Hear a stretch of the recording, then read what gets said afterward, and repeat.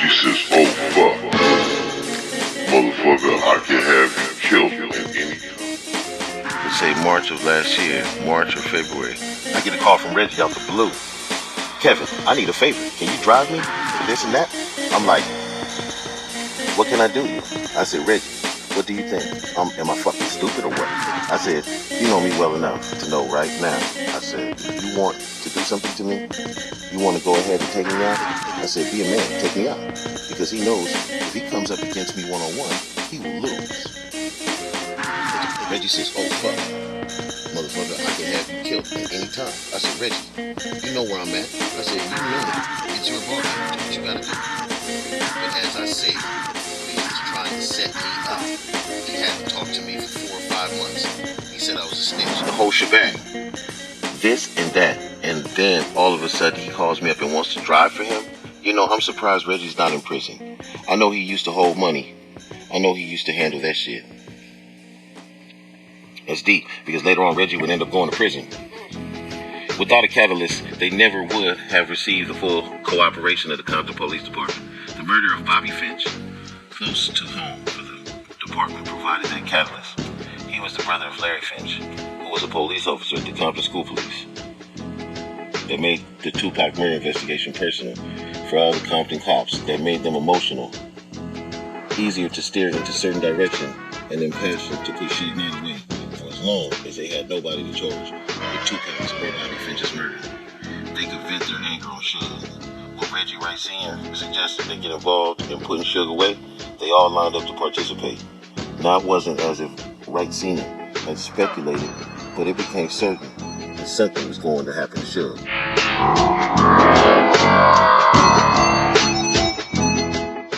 September 11th, Bobby Finch is killed in a drive-by shooting at 1513 May Street.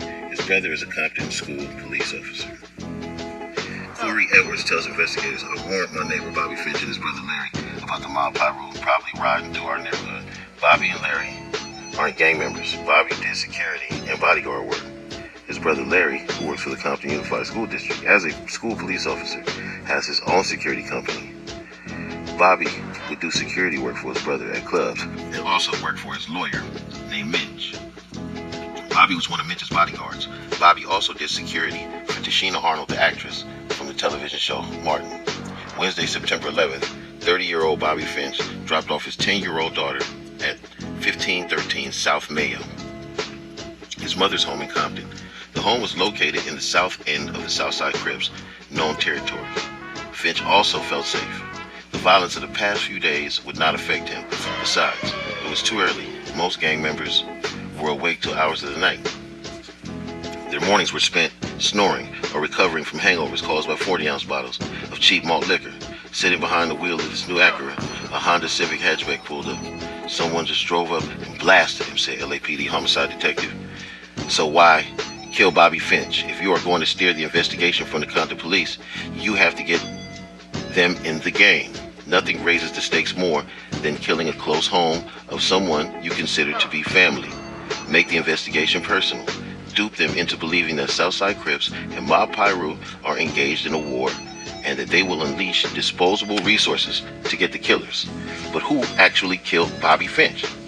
Kevin Hackey tells investigators, I called Reggie and I said, Reggie, Finch's brother just got killed. How do you know about that? Whatever. I mean, the dispatch at the Compton School Police, Barbara, just called me, and this occurred within like 3 or 4 minutes because one of the officers from the Compton College, Mario, who also, he works part-time for the Compton School District Police, where Bobby lived, and was like 2 blocks from the college.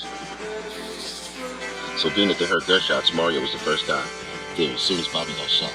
And you know, I called Reggie 3 or 4 times later, and the incident just occurred, because when Mario did it for you, you know,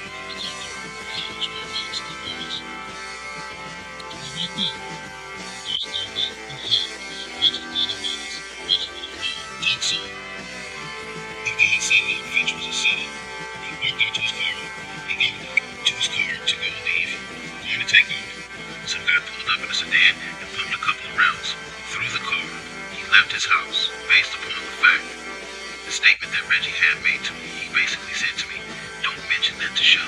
I already know about it. I'm like, well, you know, how did you know? This just happened within the last 2 or 3 or 4 minutes.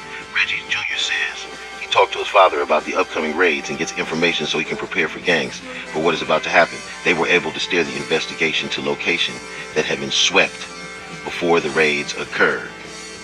So they was able to find out through his dad that Finch was just killed. Get rid of the guns. Tim Brennan excludes Danny Patton from the list of Blood Gang members at the end of his affidavit.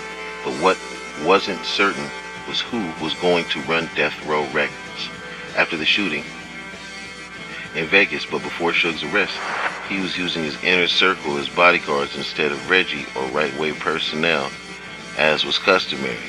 Reggie saw this as an opportunity to snitch on Suge by telling police about his clear probation violation.